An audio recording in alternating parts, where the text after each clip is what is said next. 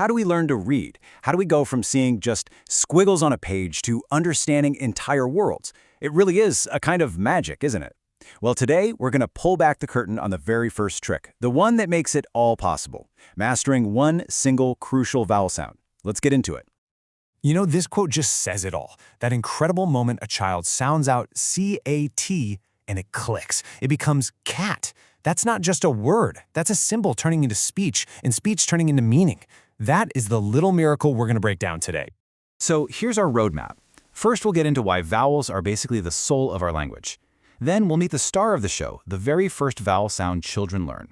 We'll look at their first words, and then I'll walk you through a really simple 5-step guide for teaching this. And of course, we'll talk about how to make it fun and wrap up with the one secret that makes all the difference. Okay, so to get started, let's think about what letters are actually doing. If consonants are like the skeleton of a word, giving it shape and structure, then vowels, well, vowels are the soul. They're what gives a word life and breath. And you can see it so clearly on this slide. Just look at that left column. Try to say those out loud as words. Xt, bug, FN. It's impossible, right?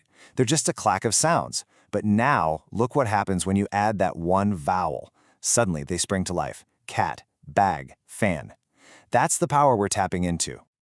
So if vowels are that important, where do we even begin? Well, we start with the gateway vowel, the one that opens the door to reading for so many kids, the short ah sound. In phonics, this sound gets its own special symbol. It looks like this, ah. And it's that quick, bright sound you hear in words like apple or cat. The key here is how you make it. Your mouth is relaxed, your jaw drops a little, and your tongue stays low. It's not a long A or a deep ah, it's just ah, crisp and clean. And the reason we start with this specific sound is just beautifully simple. It's the most natural vowel sound for a little kid to make. Their mouth almost falls into that position on its own. So by starting with what's easiest, we're building confidence from the very first step. All right, so once a child has that ah sound down, they've got the key. Now they just need the lock to put it in.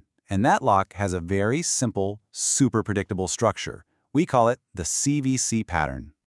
CVC sounds technical, but it just stands for consonant, vowel, consonant. It's the basic recipe for our first words. And this 3-letter pattern is the cornerstone of early reading because it's predictable. It has this nice little rhythm to it, which is perfect for a beginner just learning to blend sounds together. And just like that, with that one vowel sound and this one simple pattern, a whole universe of words just bursts open. Cat, bat, mat, fan, man, bag. You can feel it, right? That little cadence, they all follow that same simple rhythmic pattern. And this is so important to remember. When a young learner finally decodes cat, it's not just about reading a word, it's a victory. It's proof that they can crack the code. Every single one of those little wins builds on getting one small foundational detail exactly right. Okay, so we've covered the what and the why. Now let's get to the how. How do we actually teach this in a way that works? Let's break it down into a simple 5-step model.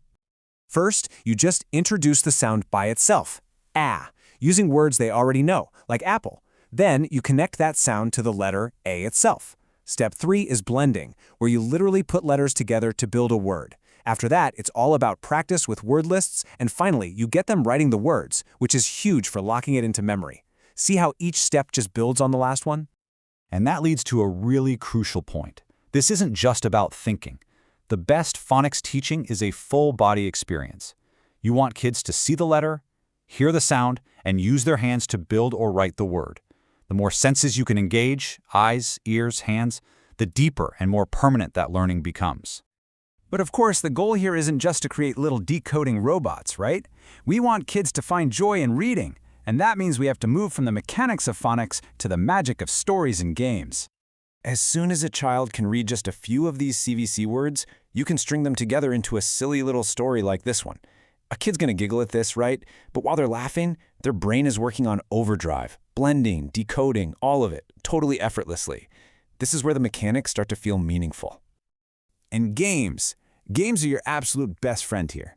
You can do a sound hop, have them jump on letter mats on the floor to build words, or a sound sort, where they group pictures of things that have that ah sound. You can even just play sound detective, and hunt for the sound in their favorite song. It makes practice feel like play. Okay, now I want to end on what I think is the most critical point we've been building towards. There is one tiny detail in all of this that separates pretty good instruction from truly great, effective instruction. And it all boils down to one word: precision. Take a look at this. The wrong way to teach the sounds in bat is to add an at the end of the consonants, saying b, a, t. If a child tries to blend that together, they get b, a, t. It just doesn't work.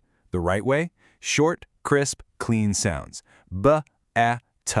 Can you hear the difference? B, a, t. It blends perfectly into bat. And that's the secret. That is the whole ball game. It's not about how fast a kid can say the sounds, it's about how accurately they say them.